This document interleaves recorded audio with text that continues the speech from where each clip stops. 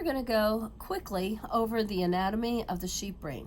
So the entire brain and spinal cord will be covered with this outside CT wrapper called the dura mater, okay? Then if you peel it back, on the inside there's a second thin layer of simple squamous dense reg right here. So the inside layer of this is called the arachnoid mater, named after spiders, right there, spiders and mites. Okay, so those are the two big ones, very tough, very protective. And then on the surface, the third mater, CT wrapper, is LeuCT. It's sort of shiny, and then it has capillaries. That's these brown things sitting in the depressions. Those are non-fenestrated capillaries right there, okay?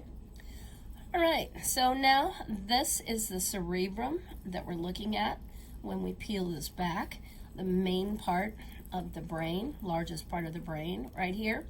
And there are 4 lobes to this, but they're not color-coded, you can't see them. So you just have to say the front is like the frontal lobe, the middle is like parietal, temporal would be on the side, and the back part of the cerebrum, of course, is the occipital lobe. Now, the cerebrum has twisted nerve tissue, and so that's what this brown is. It looks like twisted spaghetti or noodles right there. So that's a structure. So that's called a gyrus. And then the depression where your blood vessels are in, the capillaries, the depression between these is called a sulcus, okay?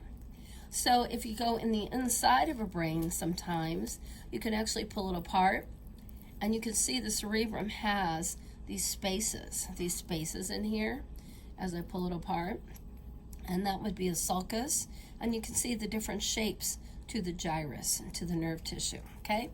Why is it twisted nerve tissue? So that you can carry more memory, right? More area and more memory, okay? All right, now if we go back here, we can see the cerebellum right here, the cerebellum on the outside, because we already removed the maters. And so the cerebellum always has these cute little lines on the surface of it called striations right there, okay? So you look for that. So it's like a little round organ here in the back. And then the spinal cord will be coming off down behind it, right, the spinal cord. So right here, this is a great area of the spinal cord, and the cerebellum is still covered right there. All right, now going in the inside, right here, so here's the cerebrum right there, and then here is the cerebellum, and in the inside of the cerebellum, the white matter makes the tree of life called the arbor vitae, the white matter, and then the gray matter is tan colored. It's not really gray, and so it's a tan color.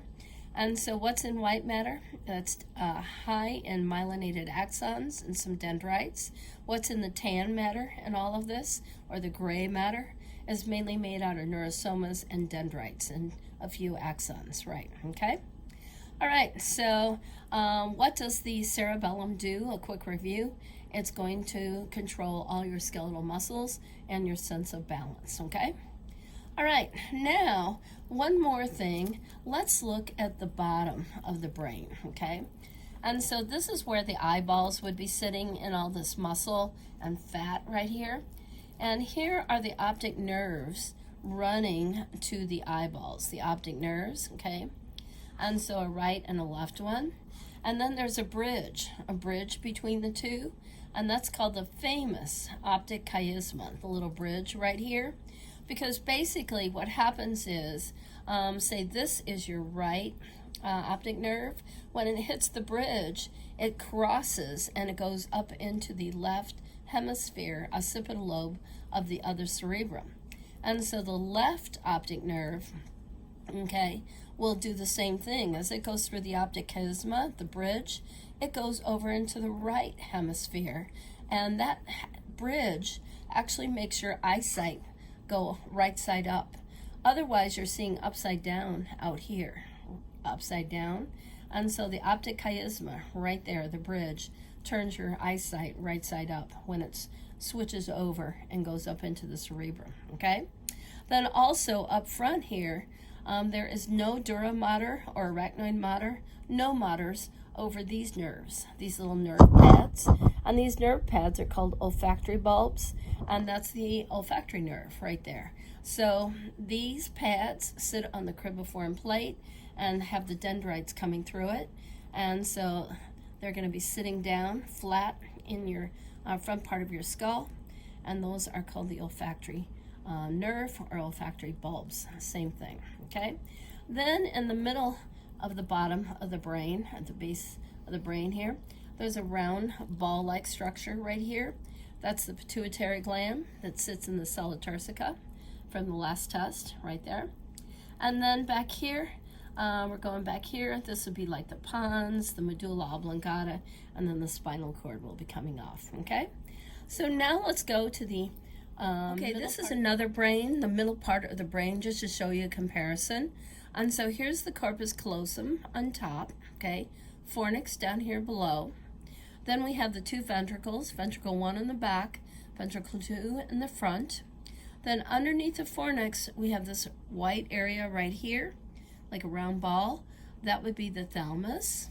Below the thalamus is the hypothalamus. And then we have the pituitary gland way down here. And so what's above the thalamus? There's a little round ball right here, and that is the hypothalamus, also known as the pineal gland, that little round ball. Sometimes it looks very tan color. All right, now behind the pineal gland is the wing. See the wing? So if I pull the cerebellum back, you can see the wing a little bit better. So here's the wing right here, the CQ, and the CQ sends impulses to the cerebellum, okay? Now, underneath the wing, so you just sort of draw an imaginary line down this way and this way, then all this white matter is called the pons. And then from the cerebellum, where it starts and where it stops right here, all of this long white matter area is called medulla oblongata. And then here's the spinal cord, and you can actually see the spinal canal, that little dark line right there is the spinal canal, okay? So there you go. So now we need to put ventricle 3 and 4 in here. So ventricle 3 is like a sideways 3, see it? On top of the thalamus, over the pineal gland, on top of the CQ, right there, 3. So a sideways 3, like that, ventricle 3. And then ventricle 4 is right here, underneath the cerebellum. If I pull it back, that's ventricle 4. And there is tissue in all of these ventricles. There's sort of a dark brown tissue in all of these ventricles, and that's called the choroid plexus. It's LeuCT that makes CSF to feed all the nerve tissue right there. And so I'm just putting it back into those ventricles, but they all have the choroid plexus, which is LeuCT making the CSF. So there you go. That's everything about brain anatomy that you need for the test.